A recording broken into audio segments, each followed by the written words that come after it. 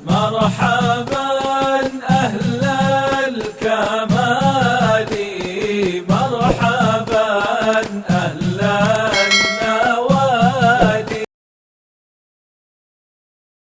Di dalam perjalanan tersebut ini ada kisah panjang. Ketemu dengan Nabi lewat satu kuburan. Ini kuburan mengeluarkan bau kasturi, bau wangi. Kemudian Nabi bertanya, "Ya Jibril, ini kuburannya siapa nih? Ini wanginya dari mana sumbernya? Kok bau wangi?" Kata malaikat Jibril, "Ini wangi misik kasturi sumbernya dari kuburan ya Rasulullah." Kuburannya siapa? Kata Nabi, kuburannya Masyitah. Masyitah itu ada di zaman Fir'aun. Dia tinggal di istana, tukang sisirnya anak-anaknya Fir'aun, namanya Masyitah. Kuburannya wangi. Ada apa dengan kuburannya kok bisa wangi? Kata Nabi Muhammad SAW. Ini luar biasa magamnya. Dan di kuburan itu bukan hanya beliau sendiri, ada suaminya, ada 2 orang anaknya. Jibril ceritakan, "Ya Rasulullah, di masa Nabi Musa, ini Masyitah dia beriman kepada Nabi Musa. Di saat menyisir anak daripada Fir'aun, disisir rambutnya anak Fir'aun, kemudian sisirnya jatuh.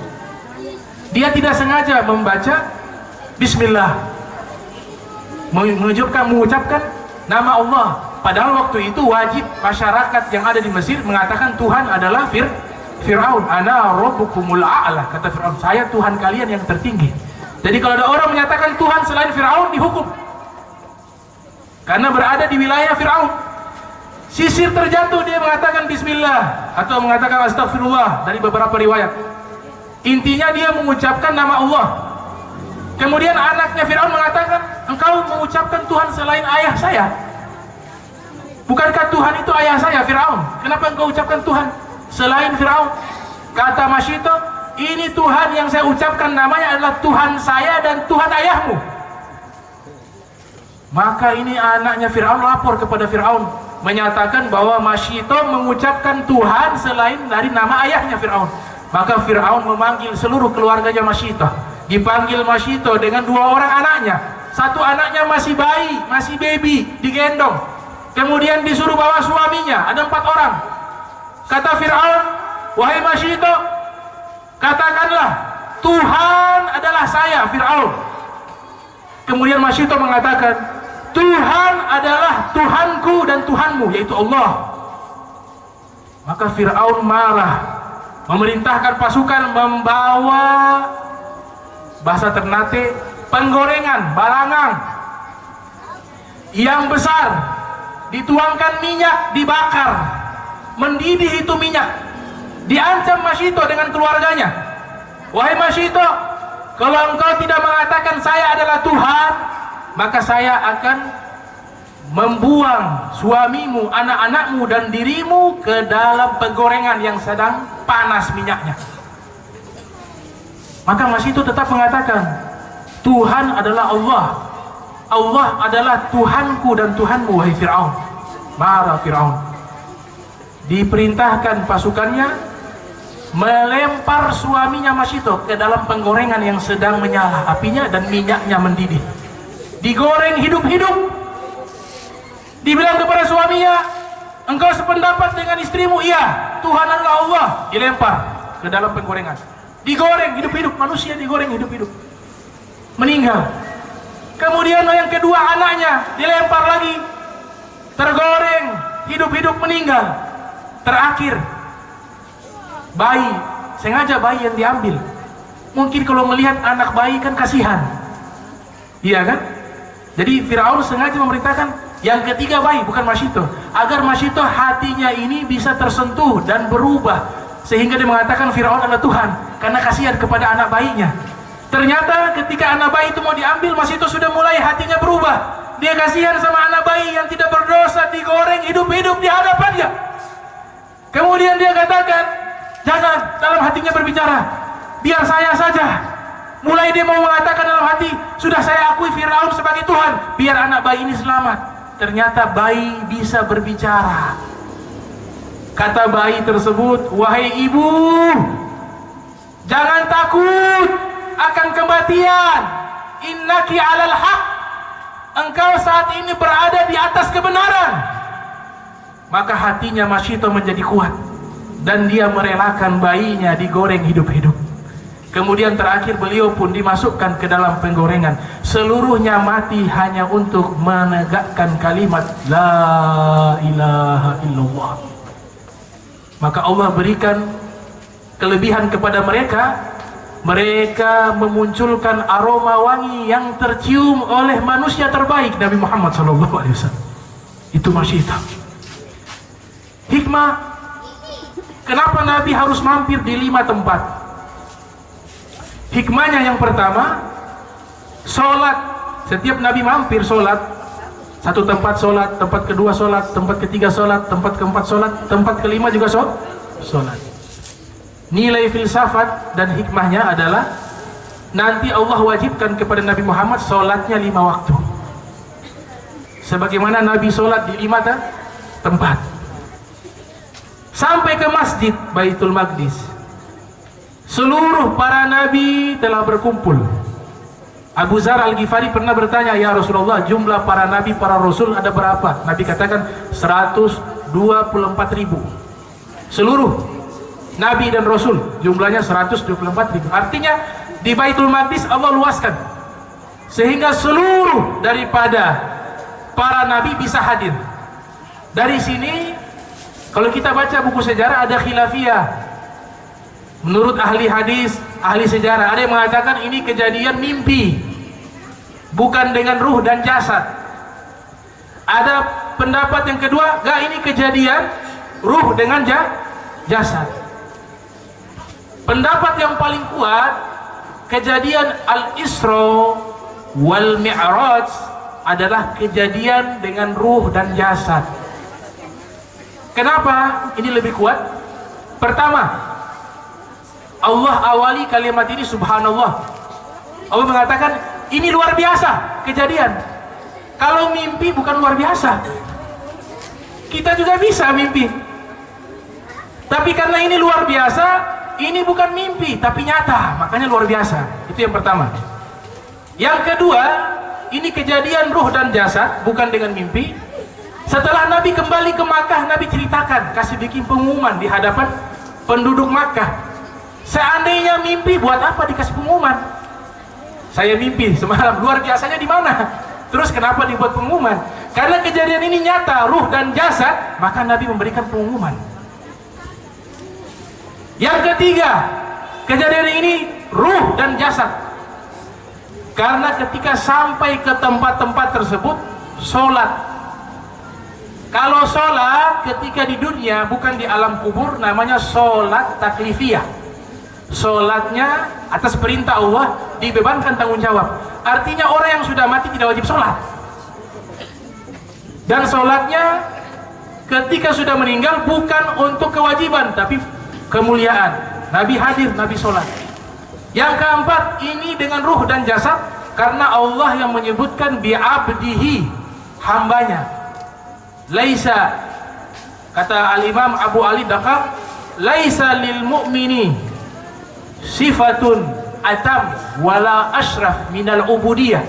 Tidak ada sifat bagi orang beriman yang lebih sempurna, yang lebih mulia daripada sifat ubudiyah, penghambaan kepada Allah. Kata hamba itu mencakup ruh dan jasad, karena hamba itu pasti ibadah, dan ibadah adalah suatu penghambaan kepada Allah ketika hidup di dunia dengan ruh dan jasad. Karena Allah wahyukan kepada Nabi Muhammad, alhamdulillahilladzi anzala ala abdihil kitabah. Segala puji bagi Allah yang telah menurunkan kepada hambanya Nabi Muhammad Al-Quran. Al-Quran diturunkan kepada Nabi Muhammad di saat Nabi hidup di dunia. Sebutnya hamba di sini artinya dengan ruh dan jasad. Jadi hikmah yang bisa dipetik daripada peristiwa Al-Isra yang secara singkat tadi diceritakan Masyitah, kita ini harus punya keteguhan. Kita tidak diminta untuk mati, mengorbankan daripada nyawa kita untuk membela dan mempertahankan agama kita. Tidak. Kita saat ini hidup enak, ibadah tidak terganggu. Lihat Masyitah, hanya karena mengucapkan nama Allah, nyawa dikorbankan. Sekarang kita tidak ada tantangan hanya sholat 5 waktu kok ditinggal. Sholat sunnah malas, sholat witir gak pernah dikerjakan, sholat malam juga tidak pernah dikerjakan, Al-Quran jadi pajangan tidak dibaca, tidak pernah menangis karena dosa, tidak pernah rindu kepada Nabi Muhammad sallallahu alaihi wasallam. Jangan sampai menyesal. Ini sekarang zaman bala, zaman musibah. Ibu-ibu, saya sengaja kasih tahu ini karena rasa sayang saya kepada ibu-ibu dan bapak-bapak sekalian yang hadir di tempat ini. Ini cerita, mau percaya silakan, tidak percaya tidak apa-apa. Karena ini berita dari ilmu Wahabiyah. Prediksinya seorang wali Allah di tahun 4 Hijriah, di abad ke-4 Hijriah. Ada yang mengatakan ini keturunan sahabat yang mengarang kitab ini, namanya Al-Mas'udi. Ada yang mengatakan namanya Syekh Ibrahim.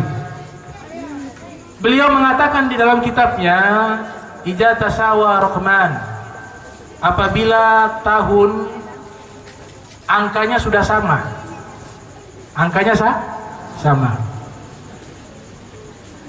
2020 tahunnya angkanya sama, yang 2020 Idza tasawa Rahman tufsi amraduz zaman.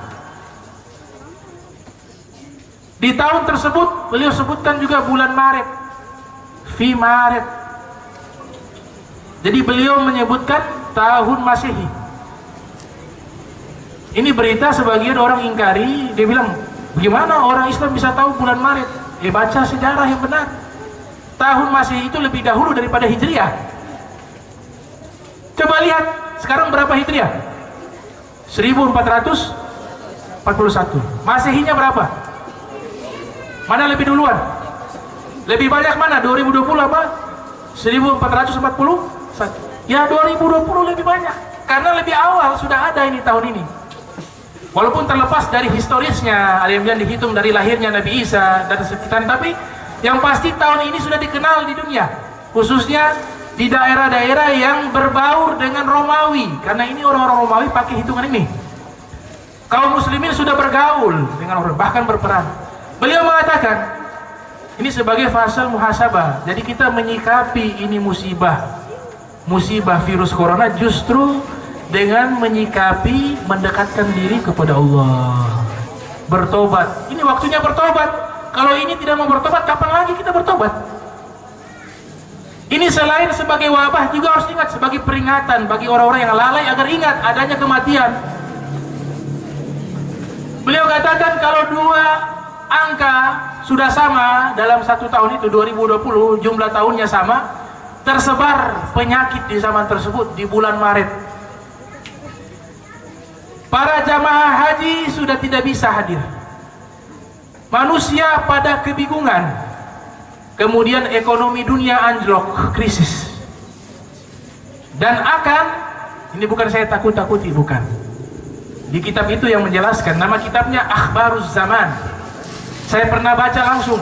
Kalau yang tersebar di WA itu orang kirim, tapi kitab ini 7 tahun yang lalu saya pernah baca. Bahkan saya pernah baca kitab berbahasa Inggris, buku bahasa Inggris, judulnya The Darkness of Age, Kegelapan Mata. Ini buku dikarang bukan orang-orang Islam, orang yang tidak kenal Tuhan. Tahun 87 buku itu dicetak. Saya baca buku itu menceritakan nanti ada perang dunia ketiga. Terjadi pertama kali senjatanya dibuat di Wuhan, di Cina. Bahasa Inggrisnya terjemahannya seperti itu. Senjatanya diniatkan, itu virus dijadikan senjata untuk perang dunia ketiga. Diniatkan. Tapi kan terjadi insiden sehingga dia sebelum diproses menjadi senjata sudah bocor, labnya bocor, makanya tersebar. Itu niatnya membuat senjata perang dunia ketiga. Itu dalam buku tersebut, cetakan 87. Ada saya punya guru di Hadramaut, dan saya juga pernah belajar walaupun tidak lama, Al-Habib Profesor Dr. Abu Bakar Masyhur. Sebelum saya ke Mesir, saya ke Hadramaut. Saya ke Hadramaut dulu, ke Mesir, saya balik lagi ke Hadramaut, saya ketemu dengan beliau, hadir di majlis beliau, dan beliau punya kitab cetakan tahun 2007, Al-Asas wal Muntaliqah, kalau tidak salah dulu itu seperti itu bukunya. Situ beliau sudah menyebutkan tanda kiamat kecil, zuhur al-amrad allati lam takun bil aslaf, akan muncul penyakit-penyakit yang tidak pernah ada di zaman dulu. Yang luar biasa, beliau jelaskan di antaranya penyakit tersebut dibuat oleh manusia. Artinya mereka buat ya eksperimen. Yang tadinya virusnya tidak berbahaya, mereka kawinkan dengan virus yang lainnya. Digabung-gabungkan satu dengan lainnya, muncul ini virus berbahaya. Tasannu dibuat. Salah satu virusnya namanya corona. Beliau tulis dengan jelas. Pakai kaf. Corona. Padahal virus ini belum ada karena 2007. Mungkin namanya juga saya wallahu alam. Tapi yang buku 87 sudah menyebutkan virusnya itu di Wuhan. Nah, ini ulama namanya Syekh Ibrahim atau Al-Imam Al-Mas'udi, ada Hilafiyah yang mengarang kitab Akhbaruz Zaman. Beliau mengatakan nanti virus ini, mohon maaf, biar kita sadar sudah. Ya, makanya saya heran. Ini keadaan genting seperti ini kok masih maksiat, masih mencuri, masih mabuk. Ini kita mati sendiri masing-masing. Sayyidina Utsman bin Affan kalau cerita neraka beliau tidak menangis, tapi cerita alam kubur menangis. Ditanya, wahai Sayyidina Utsman, padahal sahabat sudah dijamin surga. Nabi kasih kabar 10 sahabat dapat kabar surga. 10 orang. Di antaranya Sayyidina Utsman bin Affan, Nabi memberikan kabar tempatnya di surga. Tapi ketika Nabi menceritakan tentang alam kubur, beliau menangis. Atau beliau mengingat tentang alam kubur, beliau menangis. Ditanya, kenapa engkau menangis ketika menceritakan alam kubur? Kalau neraka engkau tidak menangis. Dia katakan, kalau dalam neraka memang kejam, memang luar biasa. Tapi setidaknya ada orang disiksa rame-rame. Tapi dalam kubur gelap gulita, sempit. Perjalanan tunggu sampai hari kiamat, di dalamnya diazab. Itu yang saya takut. Beliau menangis. Dijamin surga menangis. Ya kita santai-santai. Inna halaka kullu halaka an ta'mala bisayiat fi zamanil bala. Celaka di atas celaka. Hidup di zaman yang sudah penuh dengan musibah, dengan bala, dengan virus, masih tetap melakukan keburukan dan maksiat. Sungguh celaka orang tersebut, kata Nu'man bin Bashir. Beliau katakan, nanti virus ini di akhir kitab, dia mematikan manusia sepertiga manusia yang ada di bumi. Sepertiga manusia yang ada di bumi. Ini berita tidak wajib percaya. Yang mau percaya silakan, tidak percaya tidak apa-apa, karena bukan hadis. Kalau hadis Al-Quran 100% percaya. Tapi kalau berita dari ulama melalui mimpi atau melalui pengalaman spiritualnya, kita tidak diwajibkan percaya. Dan juga tidak dilarang untuk percaya. Yang percaya tidak masalah. Percaya dalam kebaikan. Justru kita percaya, kita tambah baik, bagus. Yang tidak percaya, nggak berdosa. Sederhana. Tapi seandainya kalau ini berita ini benar, dan ini sudah terbukti satu persatu yang beliau jelaskan kan benar. Sampai disebutkan lagi angkanya sama, bulan Maret, penyakit tersebar seluruh dunia, orang haji, lihat sudah sunyi itu. Ini mungkin haji tahun ini tidak diberangkatkan, mungkin saja kalau berdasarkan Akhbaruz Zaman, kitab Akhbaruz Zaman. Krisis terjadi, rupiah naik berapa sekarang? 16.000 lebih. Bukan hanya di sini krisis, seluruh dunia. Ini pesawat, kapal diberhentikan. Kemudian kata beliau, sesama saudara saling hati-hati. Nah, sekarang kita, wah bersalaman kita ya, takut. Kita di Ternate masih mendingan. Coba bisa bayangkan yang di Jakarta, pasti mereka lebih takut lagi. Mungkin dalam rumah, kata beliau, sesama saudara juga takut salaman. Mungkin nantinya sesama suami istri. Yang mengerikan di bagian terakhir beliau katakan sepertiga manusia akan mati dengan virus tersebut, dengan penyakit tersebut. Kalau sepertiga, sekarang seluruh manusia ada berapa miliar? Hah? 6 miliar. Kalau sepertiga berarti berapa meninggal?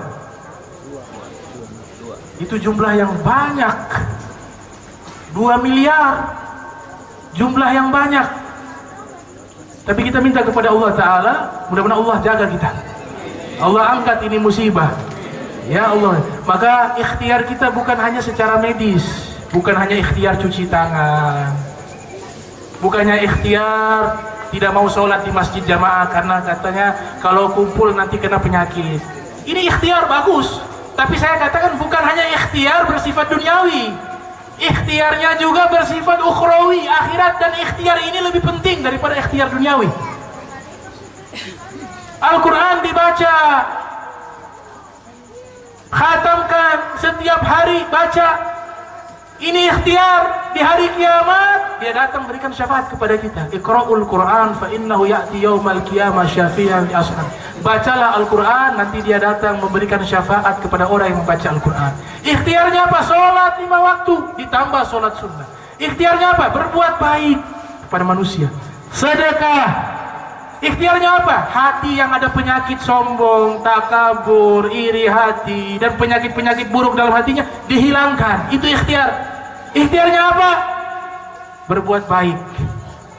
Mudah-mudahan Allah Ta'ala wafatkan kita husnul khatimah setelah panjang umur fi ta'atillah subhanahu wa ta'ala. Bismillahirrahmanirrahim. Alhamdulillahi rabbil alamin. Allahumma salli wa sallim ala sayyidina Muhammadin wa ala ali sayyidina Muhammad. Allahumma jam'ana hadha jam'a marhumah wa tafarraqana min ba'di tafarraqa ma'zumah wa la tajal minna wa la minna syaqiyya wa la mahrumah. Allahumma nadzih qulubana anit ta'alluqi biman dunak waj'alna min qaumin tuhibbuhum wa yuhibbuna. Kemudian ikhtiar dan permintaan kita kepada Allah yang terakhir, dan kita minta dengan sebenar-benarnya, dengan setulus-tulusnya, dengan seikhlas-ikhlasnya. Ya Allah, berikanlah kami yang hadir di tempat ini, jangan Engkau wafatkan kami kecuali mata ini pernah melihat Nabi di dalam mimpi. Jangan wafatkan kami kecuali mata ini pernah melihat Nabi dalam mimpi. Jangan wafatkan kami kecuali mata ini pernah melihat wajah sucinya Rasulullah sallallahu alaihi wasallam di dalam mimpi kami, ya Allah. Nabi katakan, "Man ra'ani fil manam la yadkhulan nar." Orang yang pernah bermimpi melihat aku, maka dia tidak akan masuk ke dalam neraka, kata Nabi Muhammad sallallahu alaihi wasallam. Kita minta kepada Allah, ya Allah, berikan di malam ini kami tidur bisa melihat Rasulullah. Ya Allah, berikan kami bisa melihat Nabi Muhammad di dalam mimpi kami, ya Allah, sebelum kita meninggal dunia, ya Allah. Ya Allah, ya Rabb, ya Allah, ampunkan dosa kami, ya Allah, yang disengaja ataupun yang tidak disengaja, ya Allah. Ya Allah, ampunkanlah dosa kedua orang tua kami yang telah meninggal, ya Allah. Luaskan kuburannya, ya Allah. Berikan mereka kenikmatan di dalam kuburannya, ya Allah. Ya Allah, berikan kami kekuatan di dalam taat kepadamu, ya Allah, hingga kami meninggal dunia dan meraih gelar husnul khatimah, ya Allah. Ya Allah, ya Rabb, Allahumma ighfir lana dzunubana wastur uyubana waksif kurubana, ya Allah. Ya Allah, Allahumma adkhilna al-jannata bighairi hisab bijahin nabi wa ma'an nabi wa ahli baitin nabi sallallahu alaihi wasallam fi jannatil a'la fi jannatil firdausi a'la. Ya Rasulullah, berikan syafaatmu di yaumil qiyamah. Berikan syafaatmu, ya Rasulullah. Lihat wajah kami satu persatu yang hadir di tempat, ya Rasulullah. Jangan lupakan wajah ini, ya Rasulullah. Kenali kami, ya Rasulullah. Kenali kami, ya Rasulullah. Anta Habibullah, qaturja syafa'atuh inda sirati mazalat qadamu. Di hari itu hanya Engkau yang bisa membantu kami dengan izinnya Allah. Di hari itu Engkau yang bisa berbicara dengan Allah. Di hari itu Engkau yang dicintai oleh Allah. Di hari itu Engkau yang bisa menolong kami di hadapan Allah. Ya Rasulullah, nusallim wa nusallim alaika ya Habibullah, ya Rasulullah. Allahumma nazil qulubana an ta'alluqi biman dunak waj'alna min qaumin tuhibbuhum wa yuhibbuna. Rabbana wa hab lana min azwajina wa dhurriyyatina qurrata a'yun waj'alna lil muttaqina imama. Allahumma ighfir lana walil mu'minina wal mu'minat والمسلمين والمسلمات وألف بين قلوبهم وأصلح ذات بينهم وانصرهم على عدوك وعدوهم. اللهم العن كفرة أهل الكتاب الذين يصدون عن سبيلك ويكذبون رسلك ويقاتلون أولئك. اللهم خالف بين كلمتهم وزلزل أقدامهم وأنزل بهم بأسك الذي لا ترده عن القوم المجرمين. بسم الله الرحمن الرحيم. اللهم إنا نستعينك. اللهم اغفر لنا يا غفار. اللهم ارحمنا يا رحيم. اللهم اصرف عنا والمسلمين ما لا يصرف غيرك من الغلاء والبلاء والوباء والفحشاء والأحزان والطاعون والشدائد وشر الأعداء والمشركين وشر الظلمة والمبتدعة والحاسدين. ربنا لا تحملنا ما لا طاقة لنا به واعف عنا واغفir lana wa'fu anna. Maafkan kami ya Allah. Waghfir lana, ampunilah kami ya Allah. Wa'fu anna, maafkan kami ya Allah jika kami banyak dosa. Ya Allah, qulu ya Allah, qulu ya Allah, qulu ya Allah, qulu ya Allah ya Rabbal bariyah. Allahumma ighfir lana wa li ikhwanina al-muslimin wal muslimat wal mu'minin wal mu'minat al-ahya minhum wal amwat ya qadiyal hajat ya Rabbal bariyat. Rabbana atina fid dunya hasanah wa fil akhirati hasanah wa qina adzaban nar wa adkhilna jannata ma'al abrar ya aziz ya ghaffar ya Rabbal alamin. Wa sallallahu ala sayyidina Muhammadin wa ala alihi wa sahbihi wa barik wa sallam wa bi jahin nabi wa alin nabi wa ila hadratin nabi. Al-Fatiha. Bismillahirrahmanirrahim. Ar-Rahmanir-Rahim. Maliki iyyaka na'budu wa iyyaka nasta'in. Siratal ladzina an'amta 'alaihim. Subhanaka wa bihamdika asyhadu an la ilaha illa anta astaghfiruka wa atubu ilaih. Wa sallallahu alaihi wasallam Muhammadin wa ala alihi wa sahbihi wa barik wasallam. Wa lafu minkum, saya minta maaf jika ada salah kata saya. Wassalamualaikum warahmatullahi wabarakatuh.